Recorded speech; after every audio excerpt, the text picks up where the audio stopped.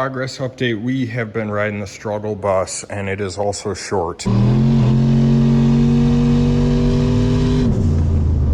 Jesus, setting 3 is freaking 16.5 pounds.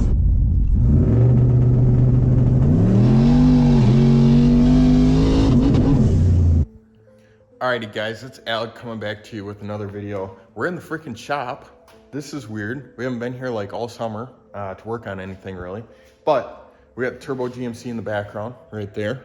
And she's outside looking all pretty. We're gonna bring her in here and work on her today. We have a little bit of a treat right here with that box. And we got a treat right here with that box. These are two things I've kind of been waiting to do. And they just line up that we gotta pull the front end apart to do both of them. So we might as well do them at the same time. Dang, look at that freaking unit. So, we got ourselves a little upgrade for a turbo truck here. We have a 4-inch core. So the one on the truck right now is a 3-inch. We got a 4-inch core, Mishimoto intercooler, and this is in attempts to cut down on our air intake temps a little bit. It's got a thick bar and plate. You can see the freaking, look at the bars on that thing. So we're gonna get this thrown in the truck. Hopefully, we can stop seeing 140-degree intake air temps at the end of the quarter mile when we only have like 90-degree temps at the beginning of the pass. So we're gonna get this installed. We got a couple other things going on. This is my first. The F-150 has a Mishimoto intercooler on it, but this is my first one of their universal ones. Pretty affordable. I think I paid less than 300 bucks for it. Man, this thing looks good. Alrighty, boys and girls, so we got the intercooler unboxed just like you saw, and we also have a beautiful freaking radiator. Check this thing out. This is awesome. Really impressed with the construction, especially because of this sticker right here, made in China. Not sure where that is, but you know, some things we go high quality on, and some things are just all right to pass water through. You know, this is definitely 4-core. It's going to be a big upgrade versus what's in there now, or maybe this is a 3-core. Not exactly sure. Anyways, big upgrades here. We're gonna make this thing cool as frick. It's gonna be so cool. You know, it's a really cool episode today, really cool YouTube video. But in all seriousness, we got a big 4-inch Mishimoto intercooler for the front of the truck. And we also have this nice, I think it's a 3-core radiator that is unbranded. It's a nice eBay China unit, but China unit, you know. So the truck, I just drove it over here. I could have planned ahead, but I didn't. So we got the fan on the front. We're cooling it off. I'm going to start tearing apart the grill. We got to get the charge pipes out to do the intercooler. We also got to get the charge pipes out to do the radiator. We got to drain the coolant system. So I got plenty of work before I really need to start dealing with hot coolant. But the fan's there, cooling it off. And we're going to start, we'll do the grill first and just see where it takes us. So I'm going to put you guys up on a time lapse actually, which you guys haven't seen a time lapse in a long time. I think a time lapse is the best way to capture this. Time lapse it, and I'll update you at the end. We'll get it all installed, and then we're going to go rip this unit and we're going to test out these new cool freaking parts.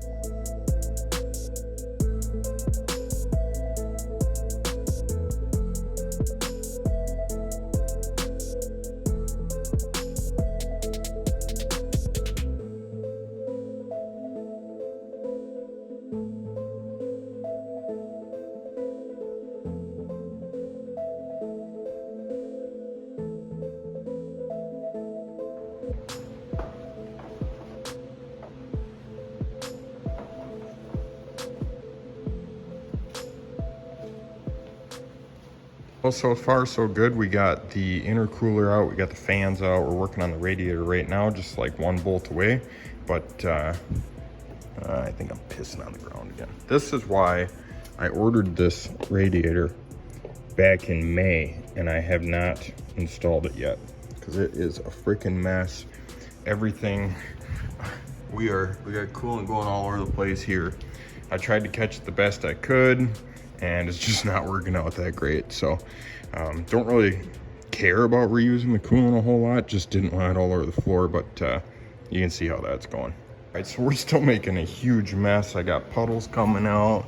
It's all over the place. It's dripping out the back of the skid plate, but we have the radiator out, and I just plan on cleaning this up the best I can, taking the garden hose to it once I get home. I wish my shop had water, but so here is made in China radiator. You can see that's like a index finger thick, right? Here's what we were working with. And if you've seen a stock radiator, then you can look at that thing.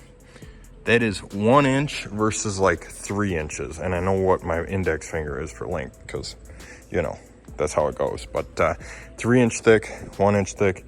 This is gonna be a huge upgrade. This truck's gonna be so cool. And one of the big things that I'm also looking forward to with this upgrade is we are gonna be able to put transcooler in here, which is gonna be a big upgrade because right now we got the 40K with the fan on the front, and the 40K on the fan does really good unless you're boost launching this thing like 15 times in a row. Then you want a little bit of radiator cooling to go along with it. So eventually we're gonna hook that up. But let me quit speaking and jibber jabbering at you. Let's get the hoses swapped over. Let's get the new radiator in here. Here we are. Truck's still like half torn apart, but we got the new radiator in. We had one tiny little casualty, which is not really that big of a deal. It's on the backside, you're never gonna see it, and it's still functional, but I think she might have caught the wastegate tube just a little bit. So got this guy in. We're gonna throw the fans in next. We will fill this thing full of coolant, get all the hoses hooked back up. Man, I had to disassemble this entire charge pipe, so our hob switch, our intake airtime switch, and our blow-off valve are all disconnected, so we gotta get that all hooked back up. And there's plenty going on here. I'm just gonna keep plugging away at it, but we are rounding the halfway point, or we're probably a little bit halfway past it, a little bit past the halfway point. We're gonna throw fans in this thing and start hooking up coolant lines. Progress update, we have been riding the struggle bus, and it is also short. So just fixing a couple things. The Mishimoto intercooler is different, it's bigger. I'm probably gonna have to cut up the grill, thinking about it now, but it's thicker. The mounts are different. We had to take off, if you guys are longtime subscribers, you know I made this plate for the other intercooler so that it can mount to the Huron speed mount and the intercooler. This one is the same as the Huron speed kit, so we got to delete that, but then I had to fix these because they needed washers to space it out. So anyways, this is taking a lot longer than I expected. I'm like 4 hours into this project at this point, which is about 2 hours longer than I wanted, but we're gonna get the blow-off valve hooked back up, make sure everything's tight, make sure everything's hooked up and out of the way. You can see this guy's rubbing on the belt, so I think something needs to happen there. But anyways, we're gonna get everything buttoned up, trim the grill, I'll show you that, and let's try and get this thing freaking scooting out of this garage. I'm tired of working on it. This is about what I ended up slicing out. This guy was hitting on the bottom, so cut her up right here. This is about what I cut out, a little bit on the edges. All right, she's all wrapped up back outside. Let's go take her for a drive and check out how our work is holding up. Hopefully there's no leaks. I just washed it down with a little bit of water, get some of the coolant out of the engine bay. You'll Wishimoto, because it's upside down, is peeking through the grill. That looks badass, and truck looks good. Let's go see how it performs. Got the On3 Performance intercooler up on the shelf just because you never know when you're gonna need one of those again. I would just say that for now. We might need it in the future. So, with that being said, let's go take it for a drive.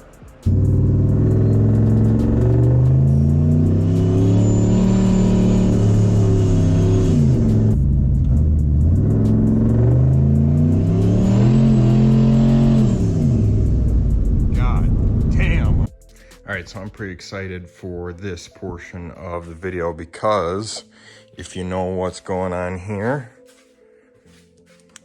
you might be like, whoa, your wastegate is missing. And I would be like, you are 100% correct. It is missing. And you'd be like, oh, your wastegate tube is missing and it's unhooked and it's not in the truck. I'd be like, oh yeah, it's not because it's over here on the bench and we're putting a bigger spring in it. So here is our factory. It's like, it makes 5.5 PSI-ish, but they call it a 6 pound, I think. Here's an 8 pound. So this gave us like 13 max. This should give us like 16, 17 max. So pretty excited for this. You can see there's a little bit of a difference between the two. One's a little taller, this one's a little thicker, and we're gonna get that guy slapped in here. If you guys have no clue what's going on inside this thing, you can watch my rebuild video, but we're gonna put that in there. we're gonna put her back together and get her back in the truck. All right, I'm gonna run this out 1/8 mile.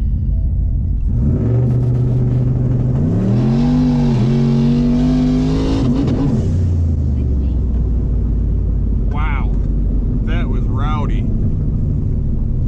That was real rowdy. She did not want to shift, I'll tell you that much. Holy crap. Alright, so this is why why I take a little video, because now I'm going to check that out and see what that was. Because I have no clue why it just like hit the rev limiter and blew the tire off the thing. 1.46.